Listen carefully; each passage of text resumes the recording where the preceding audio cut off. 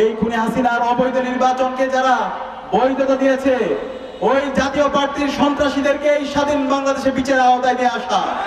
দিল্লির যারা দালালরা আছে, যারা এই খুনি হাসিনার যারা গত 16 বছরে দালালি করেছে, যারা এই বাংলাদেশকে ভারতের সাপ্লাইট কলোনি বানিয়েছে, যারা এই কুড়িগ্রামে আমার বোন ফেলানিকে হত্যা করেছে, যারা এই বাংলাদেশের অবাধ সম্ভাবনাকে নষ্ট করেছে, যারা বাংলাদেশের শিক্ষা ব্যবস্থাকে ধ্বংস করেছে, বাংলাদেশ থেকে হাজার হাজার কোটি টাকা লুটপাট করেছে, আমাদের ক্যাম্পাসগুলোকে গণরম গ্যাসরুম কালচার তৈরি করার মাধ্যমে শিক্ষার্থীদের যে অবাধ সম্ভাবনা সেটাকে নষ্ট করেছে, তাদেরকে বাংলাদেশে বিচারের আওতায় নিয়ে আসা। শহীদদের রক্তের উপর আজকে আপনারা নির্বাচন কমিশনার হয়েছেন। আমরা গত 2 দিন আগে নির্বাচন কমিশনার একটা প্রজ্ঞাপন দেখতে পেয়েছি।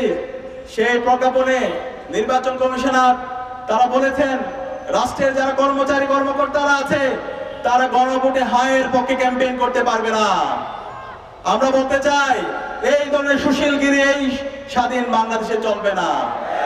আপনারা কার নির্দেশে এই ধরনের নির্দেশনা দিচ্ছেন সেটা আমাদেরকে পরিষ্কার করতে হবে। এখন রাষ্ট্রের মধ্যে ফেসিবাদী কাঠামো থেকে গেছে, এখনো দিল্লির দালালরা এই স্বাধীন বাংলাদেশে বসে ষড়যন্ত্র করছে। তারা সেই হাসিনার কাঠামো আবার রেখে দিতে চায়। আমরা বেঁচে থাকতে সেটা হতে দেব না। তারা নির্বাচন কমিশনারকে বলবো, অন্তর্বর্তীকালীন সরকারকে বলবো, আপনারা যে অবস্থান নিয়েছেন সে অবস্থান আপনাদেরকে পরিবর্তন করতে হবে।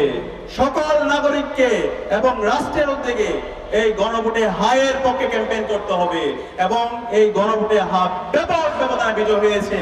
জুলাই শহীদদের আকাঙ্ক্ষা, আবু সাঈদের আকাঙ্ক্ষার আলোকে নতুন বাংলাদেশ বিনির্মাণ হবে ইনশাআল্লাহ।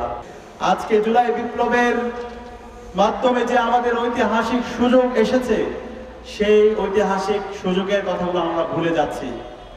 জুলাই বিপ্লবের মাধ্যমে আজকে আমাদের যে নতুন রাজনৈতিক সংস্কৃতি বিনির্মাণ করার কথা, সেই রাজনৈতিক সংস্কৃতির কথাগুলো রাজনৈতিক দলগুলো ভুলে যাচ্ছে।